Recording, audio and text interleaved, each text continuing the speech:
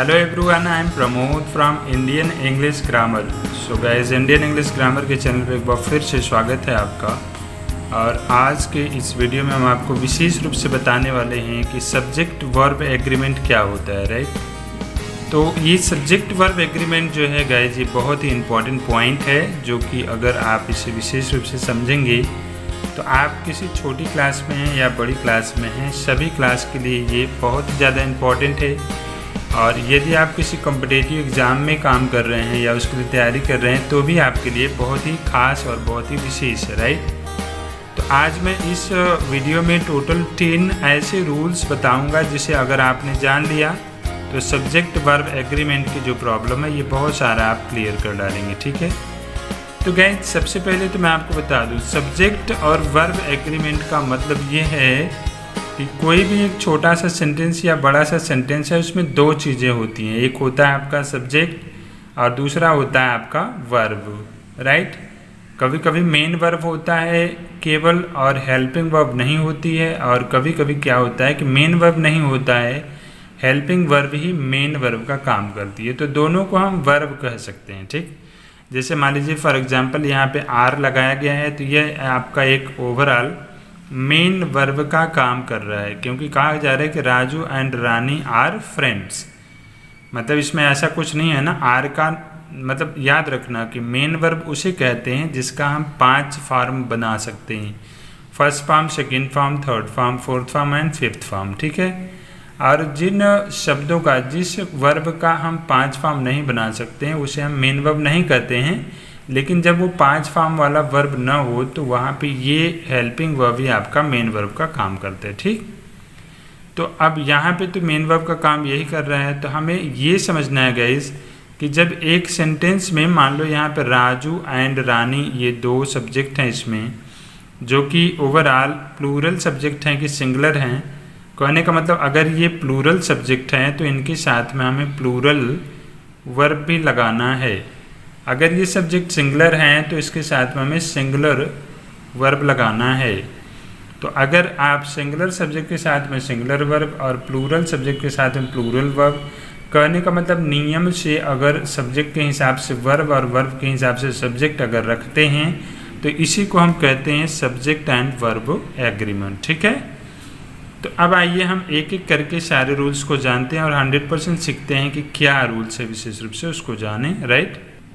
तो rule number first आपका यहाँ पे है, इसमें बताया जा रहा है, जो बातें मैं बता रहा हूँ उससे अगर आपको ज़रूरत लग रही है तो नोट कर लेना, या वीडियो पॉज करके आप फिर से इसे नोट कर सकते हैं, लिख सकते हैं कहीं पे ज़रूरत लगे तो, ठीक। इसमें बताया जा रहा है रूल नंबर फर्स्ट में कि जब 2 या 2 से अधिक सिंगुलर सब्जेक्ट हैं और एक सेंटेंस में और वो एंड से जुड़े हुए हैं तो इनके साथ में हम हमेशा प्लूरल वर्ब का प्रयोग करते हैं।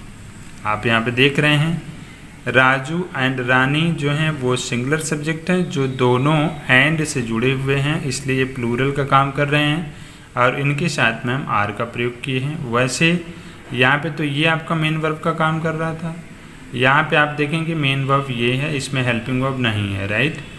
तो इसमें आप देखेंगे वैसे एक और एग्जाम्पल, इसमें 3 सब्जेक्ट हमने ले लिया सिंगुलर सिंगुलर जो कि एंड से जुड़े हुए हैं, इसलिए हम इसको प्लूरल मान रहे हैं। और यहाँ पे प्ले जो है वो आपका प्लूरल में रखा गया, क्योंकि अगर हम इसे सिंगुलर सब्जेक्ट में सिंगुलर वर्ब में रखते तो ये आपका प्लेज होता, प्ले नहीं होता। इसमें यस का प्रयोग कर देते हैं हम, ठीक। तो ये तो हो गया रूल नंबर 1। अब रूल नंबर 2 में हम आते हैं और रूल नंबर 2 में देखेंगे, ये बताया जा रहा है इस रूल नंबर 2 में कि जब एक सेंटेंस में 2 सिंगुलर नाउन हैं, राइट ना, और वो दोनों एक दूसरे से संबंधित है, कहने का मतलब एक दूसरा का पूरक है। जैसे यहाँ पे कहा गया कि माई टीचर एंड गाइड, मेरे अध्यापक और पथ प्रदर्शक, मतलब एक ही व्यक्ति है, उसी को मैं टीचर तो कह ही रहा हूँ, वो मेरा पथ प्रदर्शक भी है। कहने का मतलब पथ प्रदर्शक जो है वह एक नाउन है, राइट। तो जब 2 सिंगुलर नाउन जो है एक दूसरे के पूरक हैं और सेम पर्सन को रेफर करते हैं तो इसके दौरान हम जो है सिंगुलर वर्ब का यूज करते हैं। जैसे आप यहाँ पे देखेंगे सिंगुलर वर्ब का यहाँ पे यूज़ किया गया है और इसमें भी देखेंगे सिंगुलर वर्ब का यूज़ किया गया है। तो जो पॉइंट बता रहा हूँ उसको आप नोट करें, ज़रूरत लगे तो, ठीक है।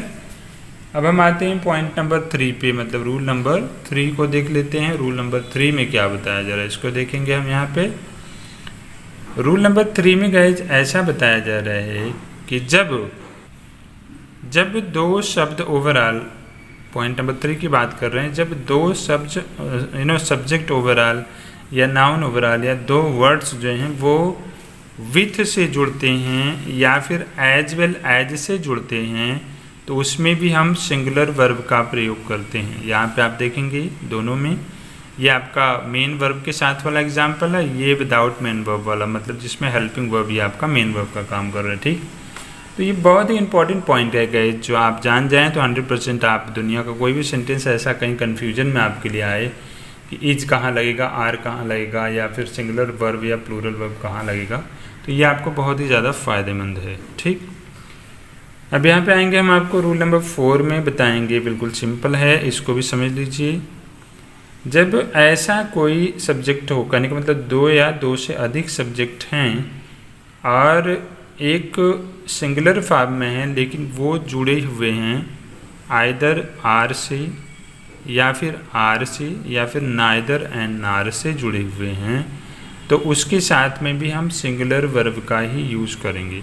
जैसे आप देखेंगे यहाँ पे सिंगुलर वर्ब का प्रयोग हुआ है और यहाँ पे भी आप देखेंगे सिंगुलर वर्ब का प्रयोग हुआ है। ठीक है ना, तो इस जगहों पे भी हमें क्या करना है, सिंगुलर वर्ब का प्रयोग करना है। ठीक, अब आगे आते हैं, एक और पॉइंट हम लोग देख लेते हैं और इसमें क्या कहा जा रहा है पॉइंट नंबर 5 में, इसको देखेंगे।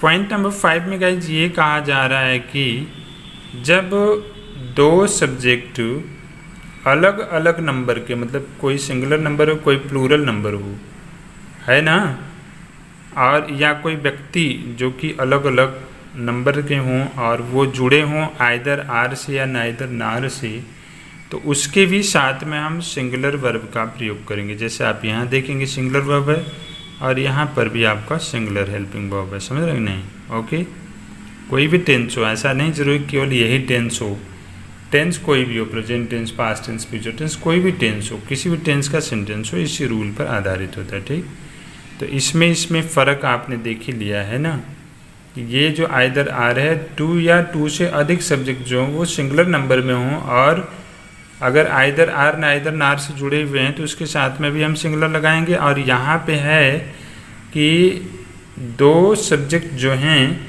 वो अलग अलग नंबर के हों, जैसे यहाँ पे यू है, ये प्लूरल नंबर हो गया, ये आपका सिंगुलर नंबर है, यहाँ पे ये आपका सिंगुलर नंबर है, ये आपका प्लूरल नंबर है, तो दोनों अलग अलग नंबर के हैं, आर से जुड़े हुए हैं या नार से जुड़े हुए हैं, तो उसको हम क्या करेंगे, सिंगुलर नंबर से, मतलब ये वर्ब से हम उसे जोड़ेंगे। ठीक है ना, उसका यूज़ करेंगे। ठीक, अब आइए पॉइंट नंबर 6 को हम देख लेते हैं। ये काफ़ी लंबा है लेकिन काफ़ी इंपॉर्टेंट है आपका, इसको जान लीजिए, 100% आपके लिए काम करेगा। जैसे अगर ऐसा वर्ड्स कोई है जैसे either, each, everyone, much, a little, neither, many, अगर ऐसे वर्ड का प्रयोग होता है किसी सेंटेंस में, है ना, तो उसमें हम हमेशा क्या करेंगे, सिंगुलर नंबर का वर्ब का प्रयोग करेंगे। जैसे यहाँ पे दो एग्जाम्पल हमने दिया हुआ है, जैसे ईच ऑफ हो गया, ठीक है, पॉइंट नंबर 6 में ईच ऑफ हो गया, यहाँ पे एवरीवन का प्रयोग किया गया है ना, तो ईच ऑफ या फिर एवरीवन हो गया। ऐसे शब्दों का प्रयोग जहाँ पे किया जाए वहाँ पे हम क्या करेंगे, सिंगुलर वर्ब का प्रयोग करेंगे, जैसा कि आप यहाँ पे देख रहे हैं। और यहाँ पे ये जो मेन वर्ब है इसमें यस लगाएं, इसका मतलब ये भी सिंगुलर वर्ब हो गया। ठीक है ना, ईच ऑफ का मतलब ईच का प्रयोग या एवरीवन का प्रयोग, नाइदर का प्रयोग, आइदर का प्रयोग, मेनी, मच, ए लिटिल का प्रयोग अगर है, समझ रहे हैं ना, तो उसमें हम क्या करेंगे, हमेशा सिंगुलर वर्ब का प्रयोग करेंगे।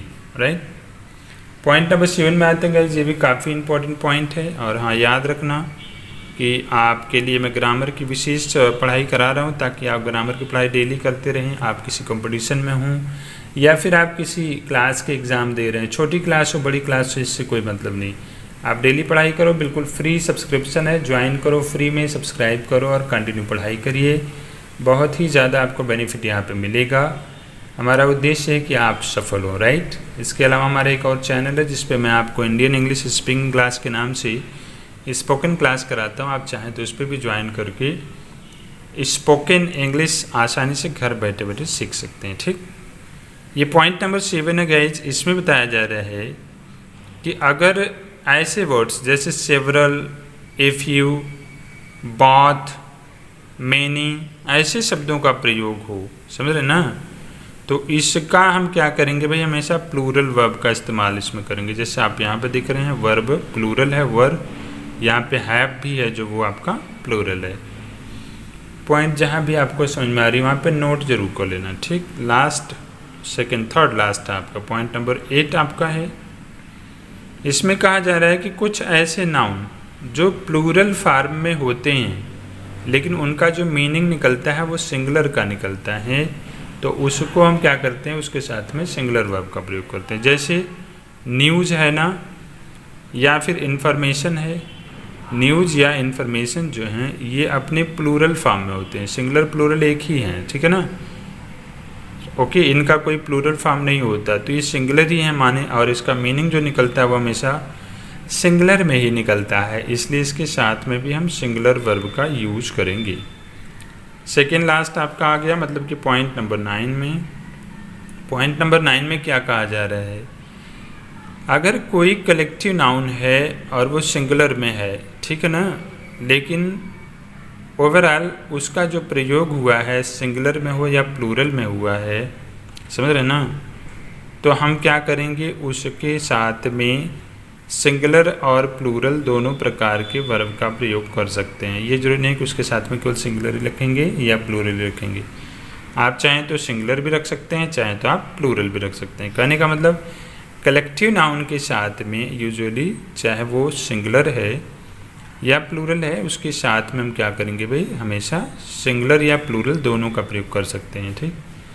अब ये आपका लास्ट पॉइंट आ गया आपका, और लास्ट पॉइंट को आप समझ लीजिए, उसके बाद कहानी ख़त्म हो जाएगी। इसमें कहा जा रहा है कि कुछ ऐसे सेंटेंस जिसमें कोई स्पेसिफिक क्वांटिटी है या अमाउंट है, मात्रा है, या फिर अमाउंट का मतलब धन है, तो उसे हम क्या करते हैं कि टोटल को मानो तो हम एक मान रहे हैं पूरे को, है ना, और ये क्या करते हैं, हमेशा प्लूरल फॉर्म में रहते हैं अगर, तो इसके साथ में हम क्या करते हैं, इसके साथ में हम सिंगुलर वर्ब का प्रयोग करते हैं। जैसे 50 रुपीज़ क्या है, a 50 rupees is not a big sum. A 50 rupees कहने का मतलब हम इस 50 रुपीज़ को पूरे को ए मान रहे हैं, एक मान रहे हैं ना, तो इसलिए हमने इसके साथ में सिंगुलर वर्ब का प्रयोग किया है। जैसे 2 किलोमीटर्स आपका, ये प्लूरल है आपका, 2 किलोमीटर्स, ये भी प्लूरल है आपका, समझ रहे हैं ना। वाज कवर्ड स्टडी, मतलब टोटल को हमने एक मान लिया कि 2 किलोमीटर कल ख़त्म हो गया या कवर्ड कर लिया गया, समझ रहे हैं ना। तो ऐसे वाले सेंटेंसेस में भी हम सिंगुलर वर्ब का इस्तेमाल करते हैं, प्रयोग करते हैं, राइट। तो गाइज़ ये है आज के टोटल वीडियो में, जिसमें हमने आपको टोटल 10 पॉइंट ऐसे बताएं जिसके द्वारा आप अंग्रेज़ी को और ग्रामर को बिल्कुल आसानी से मजबूत कर सकते हैं। तो गाइज़ आज की वीडियो में बस इतना ही, और हाँ, वीडियो में आपको सीखने को श्योरली मिलेगा, गारंटी है, इसको आप कहीं से भी कट नहीं कर सकते, ना कहीं से रॉन्ग है। आप पूरी कोशिश करिए, 100% इससे आपको सीख मिलेगी। तो मिलते हैं नेक्स्ट वीडियो में कुछ नई चीज़ों के साथ में गाइज़, और हाँ, कंटिन्यू चलना चाहें तो फ्री सब्सक्रिप्शन है, नीचे दिए गए रेड कलर के बटन सब्सक्राइब को क्लिक करके आप मेरे साथ डेली पढ़ाई कर सकते हैं। तो मिलते हैं नेक्स्ट वीडियो में गाइस, तब तक के लिए thank you, have a nice day, bye bye.